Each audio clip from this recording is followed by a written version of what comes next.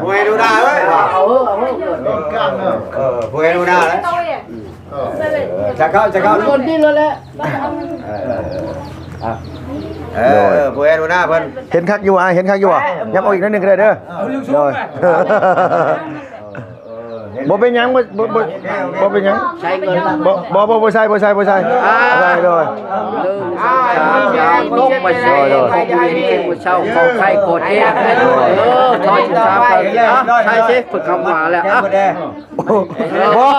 พ่อบ่ใช่ก็เดี๋ยวเฮาสิแก้คันนี้น่ะบ่ใช่ก็อย่าโดยให้วันนี้ดีกว่าเฮาขวัญจะมาโหมเลยเด้ออ้าวควรอยากชักให้เกิดจะแล้วให้เป็นเจ้าเป็นนายในให้ให้นอกให้ลูกหลานบุญแห่ผู้สุขผู้ยากเจ้าก็มันเฮอยืนจะเดินไปอย่าใครอย่าเจ็บเมื่อรับหัวรวยเด้อนอนรับก็ได้เงินมือตื่นนอนได้เงินแชร์เด้อเบ็ดมือได้แก้มาโชดเด้อขึ้นเงินได้มือกำขึ้นคำได้มือกอบเลยเด้อไปทางได้เกิดได้ผู้หักผู้แพงได้ผู้นับถือเป็นเจ้าเป็นนายเจ้าไปรายการกาให้หื้นเกิดหื้นยงอย่าลงจักเธอที่ต้องไปเด้อมือแข่งกันเด้อคนเฮ้ยแย่พ่อแม่เอ้ยน้องลูกหลานบ้านน้ำเมืองนี่ต้องไปชุบกายสบายใจได้ไปทางใดให้มีความชุบความเจริญเอามันควันยืนไปเก้าเท่ายืนมันยืนเอาลูกหลานเด้อโดยโอเคโดยนี่แหละมอมลุงไก่นี่แหละอ้าวไว้นี่ก่อนจำล่ะนี่ได้ว่าแปลบล็อกจเฮือนซานก็ขึ้นเรียบร้อยกันทุกอย่างแล้วก็ที่ก็มีแต่เจ้าดูแลเอาเด้อน้องเด้อดูแลเอาอย่าให้มันสะอาดให้มัน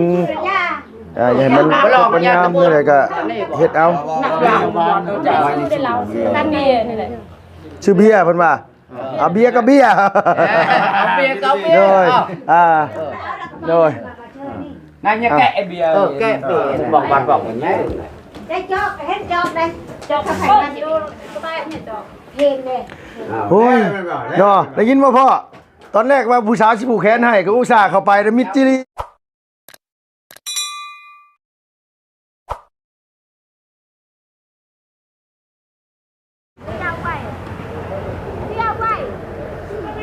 กับสบายดีพ่อแม่พี่น้องเบิดสุขุสุคนเด้อพี่น้องเด้อระวังในและก็ต่างประเทศเนาะพี่เนาะที่เขามารับมาชมช่องของลุงเฮิมชาแนลคือเก่าคือเดิมเปิดคลิปมาพบมาพอกันทำกลางบรรยากาศลมหนาวว่อยๆเลยพี่น้องเอ้ยทำทาสีตกมาหลายมือเลยนะพี่เนาะเอาพี่น้องเอ็มพอดีก็เป็นวันที่7นะพี่น้องเดือน3ออกไม่เก่าค่ำพี่น้องเอ้ยพอดีมื้อนี้ก็เป็นมือจบมืองามเป็นมือขึ้นเฮือนขึ้นซ่านของน้องม่อนเพิ่นพี่น้องเอ้ยลุงก็ซื้อกับข้าวกับน้ำแนวอยู่แนวกินน้องพี่น้องเนาะหมักไม้หมักตอกเคยทางแม่เพิ่นขึ้นไปจัดอยู่เทิงเฮือนน้องม่อนตอนนี้ก็เป็นเวลา 8:00 นกว่าพี่น้องเนาะลุงก็บ่ฮู้ว่าเพิ่นสิขึ้นจักโมงตอนนี้ก็เอาตามที่ตามคลองบ้านเพิ่นขึ้นเวลาใดยามใดก็ได้เนาะพี่เนาะแต่ว่าบ่ให้เกิน 9:00 นพี่น้องเอ้ยเพราะว่าเกิน 9:00 นไปมันก็สิค่อนข้างสิสวยเนาะพี่น้องคันว่าเป็นไปได้ก็8:00 นปลายให้เริ่มขึ้นแล้วเนาะพี่น้องขึ้นซ่านมามื้อนี้ก็โอ้ยพี่น้องเอ้ยดินดีน้ำอีลาเพิ่นน้ำนองม่อนเฮาเนาะพี่น้องดีน้ำนองน้ำนุงเพิ่นมาจนว่าได้มีเฮือนมีซ่านมีฟืนมีไฟเข้าเป็นที่เรียบร้อยแล้วพี่น้องเอ้ยก็ดีใจนะเพิ่นเนาะพี่น้องพี่น้องมีเฮือนมีซ่านอยู่มีบ้านมีช่องมีห้องน้ำห้องในใส่ซอยมันสะดวกสบายเนาะพี่น้องดีใจทำลายจังใดก็ตามแต่เนาะพี่น้องคันว่าบ่มีอ้ายใหญ่จะดีเฮาถ้าบ่มีผู้สนับสนุนบ่มีผู้ให้ความเมตตาก็เฮือนซ่านบ้านช่องก็คือสิบ่เกิดขึ้นพี่น้องเอ้ยจังได๋ลุงก็ต้องกราบขอบคุณขอบคุณขอบใจหลายๆเนี่ยอ้ายเด้อที่อ้ายได้สดได้ซอยทางน้องทางนุ่งทางลูกทางหลานรวยดีเสมอมาจังได๋ก็ขอให้อ้ายมีแต่ความสุขความเจริญในหน้าที่การงานสุขกายสบายใจเฮ็ดหยังทำหยังก็ขอให้อ้ายประสบความสำเร็จในหน้าที่การงานโรคภัยไข้เจ็บอย่ามาเบียดขอให้อ้ายมีความสุขหลายๆเนาะขอให้อ้ายลำรวยๆเฮงๆปังๆเอ้าพี่น้องเอ้ยมีแต่ว่าลุงก็สิเข้าไปเพิ่นแหละทางเฮือนเนาะพี่น้องว่า เพิ่นเฮ็ดแบบใดขึ้นแบบใดวิธีบ้านเพิ่นเนาะพี่น้องเนาะเพราะว่าลุงก็เอาแบบวิธีชนเผ่าเอาวิธีบ้านเพิ่นเลยเนาะพี่น้องแบบบ่ได้เอาพระเอาหยังมาสวดมาอันนี้คือบ้านเฮาเนาะพี่น้องมีแต่ว่าเอาตามวิธีกรรมบ้านเพิ่นสิ่งสำคัญลุงก็ซื้อแต่กับข้าวกับน้ำแล้วอยู่ได้กินหมักไม้หมักตอกมาให้เพิ่นเนาะพี่น้องลาบไก่ลาบหมูแล้วก็แกงไก่ต้มไก่นี่แหละพี่น้องเนาะไปพี่น้องไม่ได้ว่าขึ้นไปเบิ่งเพิ่นว่าเพิ่นสิเฮ็ดแบบใดเนาะพี่น้องมื้อนี้ก็ตื่นแต่เช้าหัวหยองเลยพี่น้องเอ้ยมื้อนี้โอ้ยเนาะจังว่าเนาะพี่น้องอดซาเอาเพราะว่าเฮาก็ตื่นเช้าลามมื้อนี่แหละพี่น้องเอ้ยจังได๋ก็บ่เป็นหยังเนาะพี่น้องไปพี่น้องเนาะ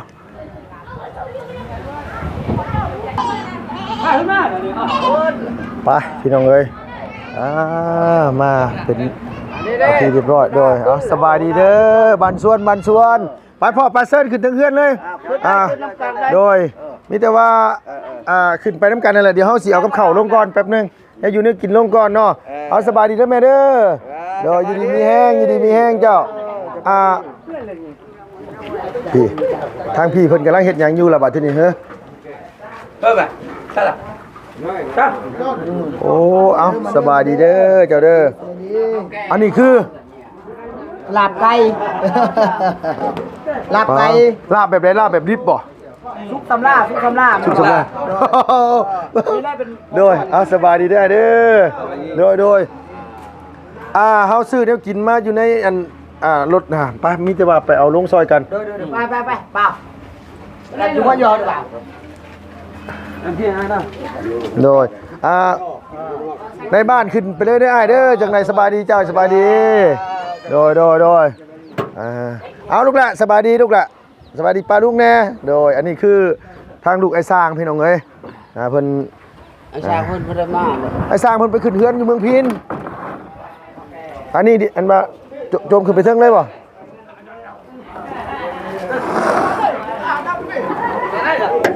เอาลูกอ่ะ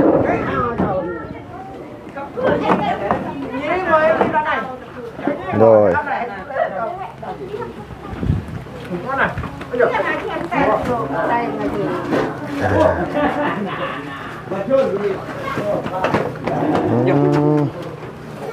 อันนี้น่าจะเป็นลาบไก่เนาะตัวนั้นลาบหมูตัวนี้อย่างละก็ซ้ำเลยบาทที่นี่ปะโดยใส่พี่น้องเลยขออนุญาตเด้อแซ่บเลยฮะแซ่บบ่แซ่บสำหรับไก่แล้วนะโอ้ยพี่น้องเลยเบิ่งทรงแบบบ้านข้าเจ้าลาบมาพี่น้องเลยก่อนขึ้นผูกแขนซิมมึงก่อน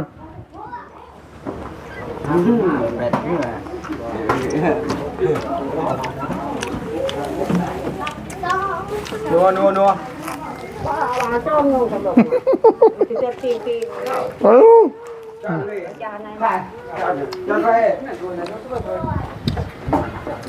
ข่อยหูได้มาโมเมนต์ลาดสำลาแล้วลาดก็เจ้าก้อยไก่น้องเอ้ย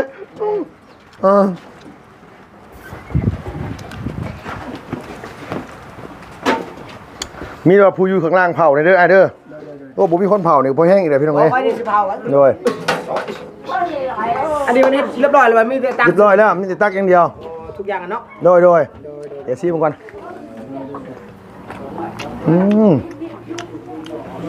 แอมซีมึงอยู่เปล่าซีมึงอยู่มันแอมอยู่เปล่าล่ะโอ้ยแซ่บพี่น้องแซ่บดียอมรับเลยลาบหมูมันแซ่บคัก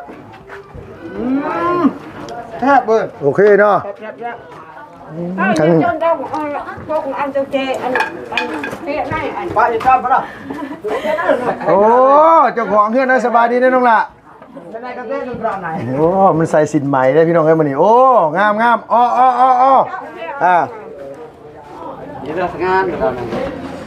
นะเราไปงานให้โดยเฮ็ดเรียบร้อยแล้วเฮ็ดมาเรียบร้อยแล้วอันนี้เป็นลาบไก่เอาสบายดีล่ะโดย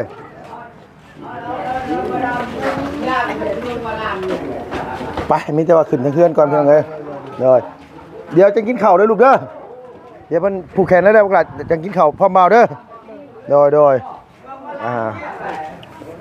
ลูกนายสร้างเพิ่นเนาะพี่เนาะไปยายบ่ยายนั่งบ่ใช้เอื้อยบ่ได้มาพี่บ่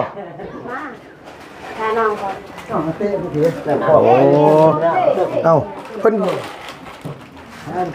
นหาซ้ำนี่บ่อันนี้น่ะโอ้สบายดีเด้อทั้งพี่เด้อ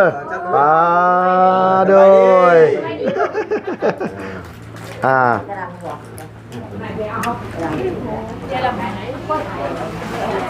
เข้าโดยเข้าคือเข้าบ่ได้เอาใส่บ่เข้าข้าเอาเว้ยให้หนึ่งข้าเอาเว้ยอันนี้ติดน้ำมิลานี่บ่เอาติดนึงก็ได้ไป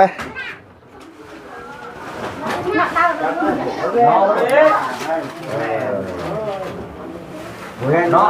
จะได้มาเนาะเย็นเลยเนาะนะว่ารถโอ้แน่ช่วยไปที่ลง โดยช่วงบอลหรือโยนแน่เถอะน้องจะเมื่อลานตัวนี้กับลานก็ได้มันเว้ยนี่ก็ได้อ๋อแหละพวกนี้คือแหละครับผูกแล้วก็รับหูรับตาแล้วเดี๋ยวเขาสิเอาไก่แบบเมื่อกินมานี่โอ้พี่น้องเอ้ยใช่อันเราคือจะดูยังก็คือก็ฉากลงนี่แหละคือชอบกดไลค์พี่น้องเอ้ยทางเจ้าของเฮือนผมกับโบวีพี่น้องมือรูปเอาชื่อหน้าก็ได้เอาตัวหาคนสนี่บ่ม่อนใช่คือว่าฮะใช่คือว่าหามาหลายอยู่ซะที่ไล่เลยกันเป็นพาดิชูเขากินน้ำลังอ๋อโดยพระเยซูเขาเจ้ากินตำลังเนาะร้อยเนาะโดย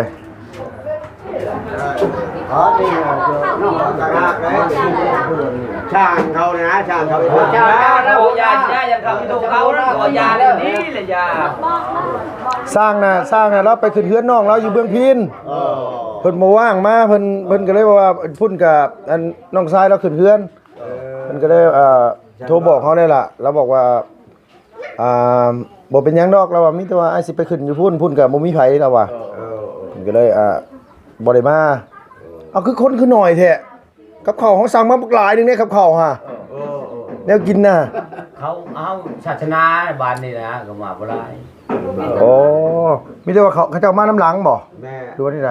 อย่างแรกปกติเขามาลูกกันลูกโอ้แต่ว่าเจ้าของเขาบอกไผแล้วเขาก็มามาอ้อมควันหรือว่ามาเดือนใหม่โดยไม่มาลูกโดยแต่เขามาเขาไม่ได้กินน้ำเห่าคือเก่าแล้วผู้มากับมาผู้มาเขาเรียกเขากับบ่ได้มาโดยอ๋อชนมอนแหละเรียนมอนเอ้ยแล้วเลยกันที่ไทยลูกไทยย่างกันเนี่ยกันเฮ็ดโดยเอาบ่เอายังหลายหรอกนั่งรถป้าเลยทำและตัวนั่งอยู่บ้านฉันเว้ยที่ดาวและนี่บ่มาใช่ไม่เท่าดิใช่ไม่เท่าดิใช่ไม่เท่านะอีหลับนั่นมาไม่ตู้ไปลูกไปแม่เอ้ยใช้เจ้าที่ลงทำเราอยู่เท่าเขาส่งเพชรวัวเขาจะส่งเพชรให้ดิแต่ว่าให้ไม่เท่าเรามานั่งโดยน้องลูกมาโดยทีนี้น้องคนที่ไทยเพชรให้เบิ่งเรียบร้อยแล้วก็หาที่เฮ็ดเรียกเฮา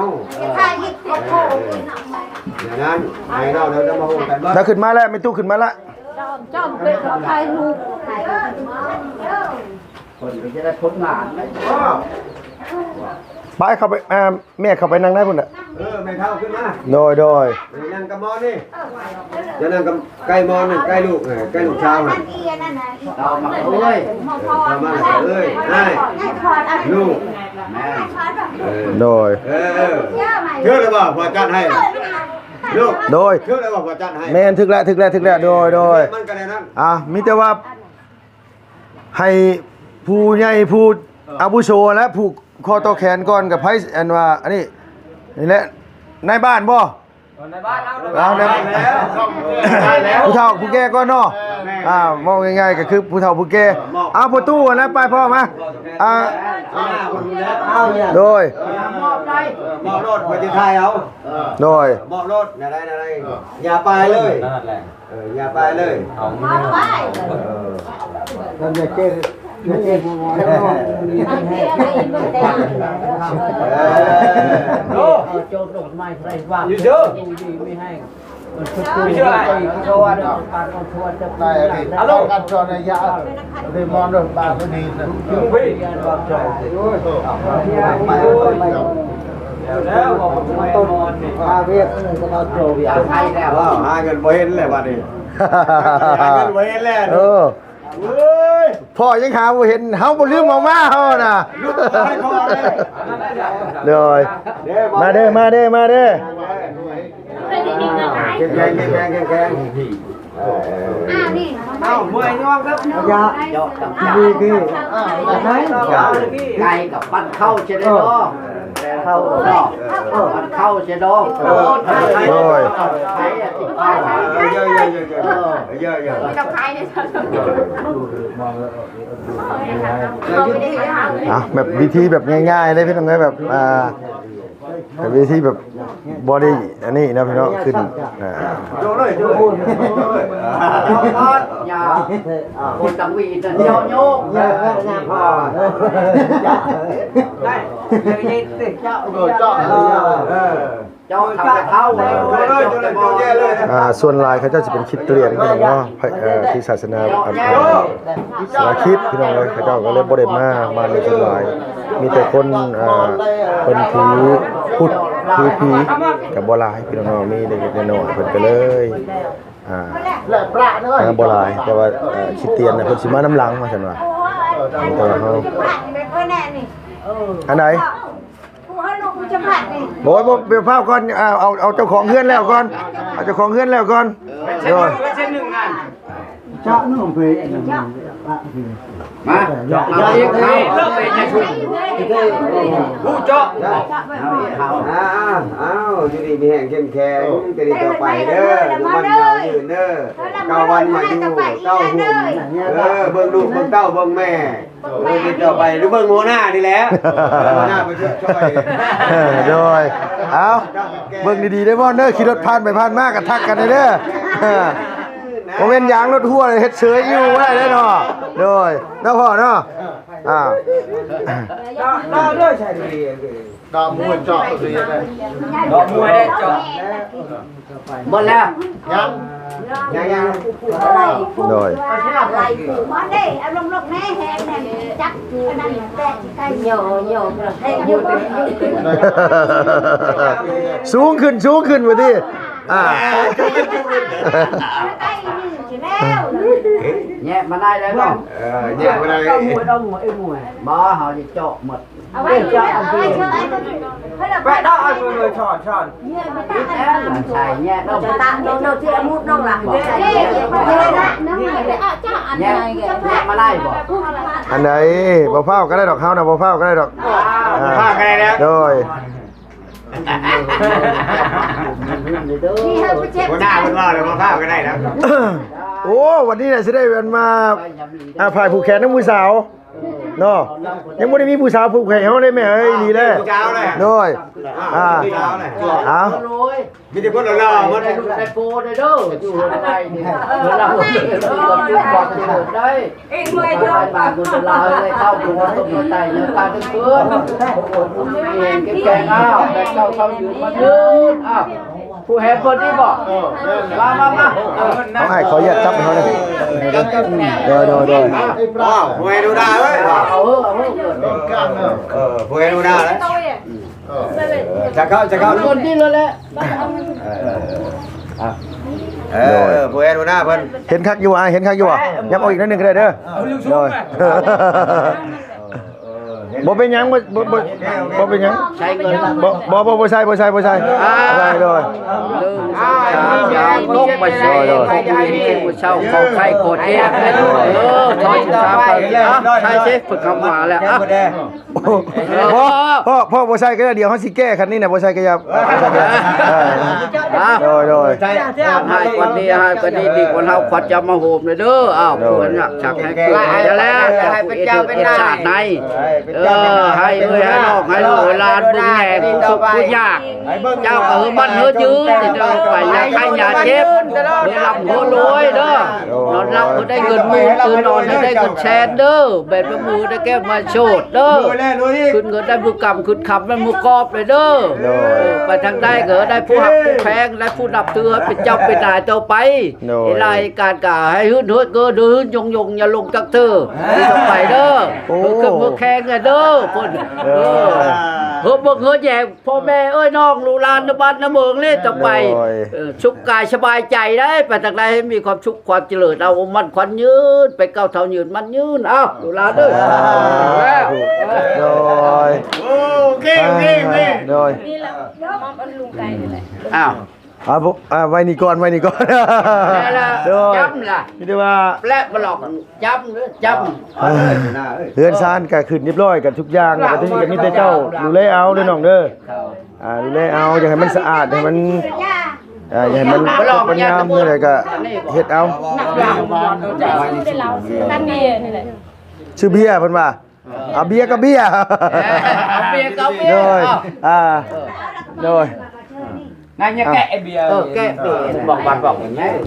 ได้จอกเห็นจอกได้จอกไข่มันอยู่สบายเนี่ยจอกเพลงเลยโอ้ยเนาะได้ยินบ่พ่อตอนแรกว่าผู้สาวสิผูกแขนให้ก็อุตส่าห์เข้าไปแล้วมิดจิรีผู้สาวก็ได้บ่เห็นคานมาแต่คนโอ้ยย่างเมียเจ้านี่แกเขาแก่หมดอ่ะ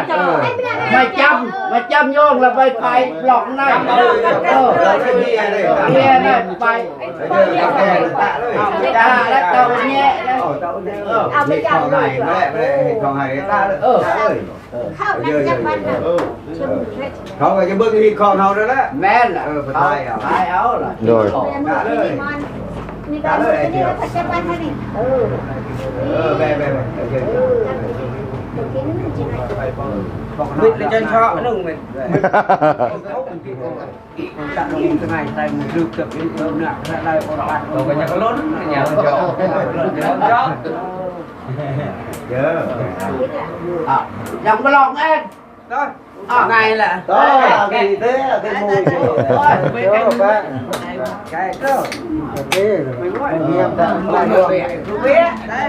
โอ้บ่ได้น้ำก้อนก็บ่ได้ซื้อมาเลยบ่เฮ้ยน่ะ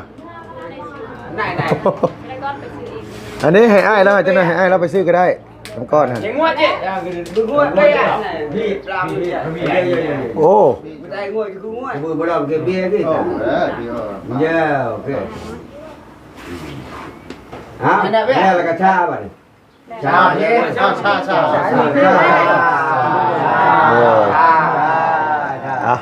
แล้วเลยเนาะ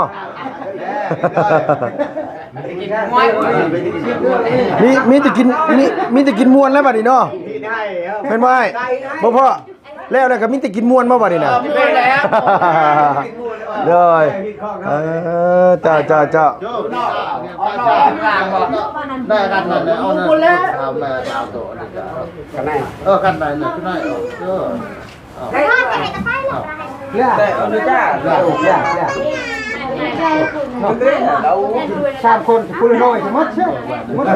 เอาโดยไม่ให้ลูกอ่ะโดยเป็นยังนี่ให้พ่อมีแต่ว่าให้ทั้งเพิ่นตักข้าวตักน้ำมากินแล้วบัดทีนี้ย่อข้าวย่อน้ำเลยนะพ่อเนาะโดยไปล่ะ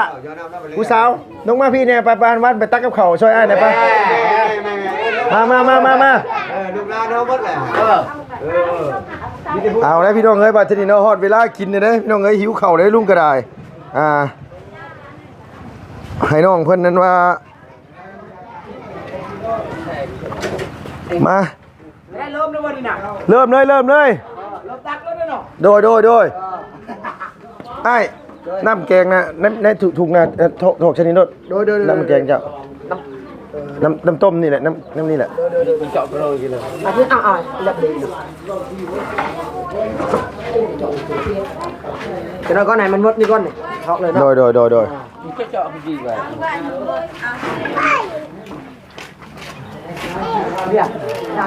คนอันเดียวเพิ่นมาน้ำหลังบ่ล่ะหรือว่าได้นั่นอันเอื้อยคนนี่มีชำนี่บ่น่ะได้ชำนี่แหละได้คำเดียว อ๋อ เข้ามา ผู้ด่ากับข้าวเฮาสั่งมาอย่างกระซ้ำโอ้ยก็ดีคือกันนะพี่น้องกันลุงสิฮ้อมื้อนี้นะ สีห้องกันยาวก็ได้ไปขึ้นเอาจ้องย่างขึ้นไปขึ้นย่อแกงขึ้นไปก่อนเนาะ เหลือไว้น้อยเหลือประมาณไว้อันนี้กระลาบไก่โดยสามสิกินบัดนี้คนน้อยเดี๋ยวห่อมือได้แล้วบัดนี้โดยบอกคนลายเด้อเข้ามานะ แล้วไปบอกคนลายเด้เขามาไอ้ทาง เอาเด้อช่วย ไอ้ทาง เขาเจ้าถือพระเยซูบ่เขาเจ้าคือบ่มาเนาะแม่คอยนี่ก็จะสลับกันได้ย่อไปลูกหละย่อขึ้นกันเด้อคือไปกินข้าวน้ำกันโอ้ดาวช่วยตุ๋ยลับไปเลยโดยมันมีลาบไก่ลาบหมูแต่คนไม่ได้ลายไปเนี่ยบ่ฮอดตักลายก็ได้คันว่านั่นน่ะแม่นเอาขึ้นไปเบิ่งก่อนยันมันเหลือนะสูตรนี่ก็แซ่บอยู่พี่น้องเอ้ยแต่ว่าตอนนี้นี่เพิ่น ก้อยไก่เลยเพิ่นบ่ได้ย่างเลยเพิ่นแบบเผาอะไรกันเอาแร่อะไรก็พักได้เป็นไม้คันสมบักนาวเล่นบ่โดยเด็กไหนล่ะย่อไปลูกล่ะใช้ร้อยมาพี่มาลูกมาย่อกับเข่าขึ้นไปให้เพิ่นแล้วใช้เข่าได้ไปยายเพิ่นบ่เข่าถึงเอ้ยไปเอาเข่าไปลูกไปอย่ามาตั้งในเลยโดยเย็นไปเป็นซีแล้วไหนตะกี้เนี่ยกันกล้วยเช้าเดี๋ยวยี่จ้าตั้งไหนยี่จะได้จ้าตั้งหลงเอ๊ะเดี๋ยวตะกี้เป็นซีจะจำได้แค่รวยแล้วจะไปซื้อน้ำก้อนให้ไปซื้อน้ำก้อนมาเห็นบ้านกินจองมีหมดน้ำก้อนมีอยู่บ้านเมืองจันทร์เมืองเซนเมืองจันทร์บ้านเมืองแชร์จะใกล้ไปเมืองจันทร์ตัวเมืองđâu cho là bạn rẻ thì bảo nhưng mà cái đầu thì cái béo cái đầu thì chợ điểm đi này cần vượt cắt này ông chạy ông này cái tàu phà ไอ้อันว่าไปสิไปวานดีกว่าไปก็ได้นะไม่นั่นปั๊มจ้าน้ำก้อนไม่นั่นไม่นั่นกันจ้องลงไปมองไม่นั่นแม่เอ้ยขึ้นไปกินข้าวอยู่เทิงกันไปขึ้นกินข้าวอยู่เทิงเนอะไปนั่งกินข้าวก่อนไปอะไรอ่ะถือไว้ไปซื้อน้ำก้อนนะลูกเด้อ60,000นี่พ่ออยู่มั้งเนาะพ่ออะไรโอ้ยได้ยีดอกไปเบาไปกินบุญบ่กินเทิงได้เจ้าได้โดยบ่ยากเดี๋ยวขึ้นไปว่าจัดอาหารเนี่ยป๋าฮะđâu chưa là bạn về nhang đây nọ dây kẹn vẫn là kẹn cái nhai nữa ôngกินแหละโดยบ่ยากเดี๋ยวลุงห่อก็ได้ดอกนั่นน่ะcái nọ nhân làmตัวเบิ่งรู้อ่ะcáiจักรเนี่ยคือบุกน่ะโดยđông rồi mới cho đông kẹn này là mới cho đông nó phát hiện ra kẹn hà cồn này đấy đâu chưa cả liệp mày đâu chưa bỏ lên tiếp này nhang lên tiếp đi bỏยังดิบนี่ยังดิบนี่เป็นว่าจานนึงได้บ่จานนึง2จาน2 3นั่นฮะ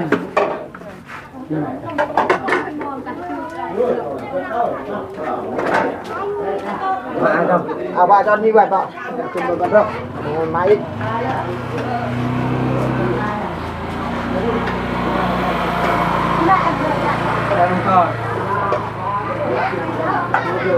lại nhà luôn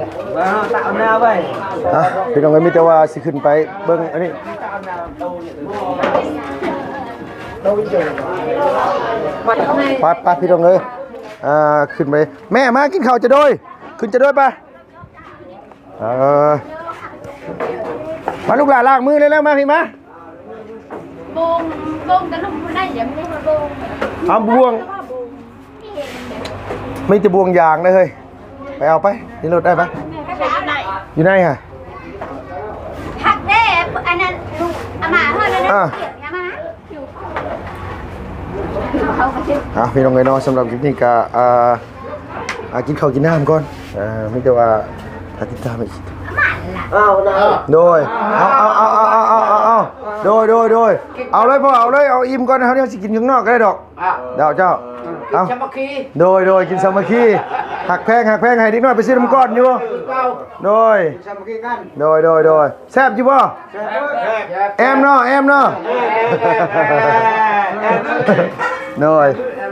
แอมเขาก็บ่ฮู้ได้ว่าแอมนี่คือหยังเขาก็เว้าไปซื้อได้โดย โป้กันใหญ่ลูก มาลูกหลานมาขึ้นมาพี่มากินโดยใช้พักอยู่ใช้นะบ่พักนะบ่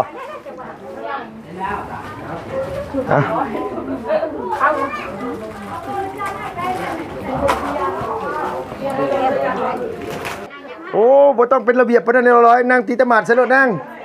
น่ะเอาเป็นเลย อยากเอาไก่ โอ้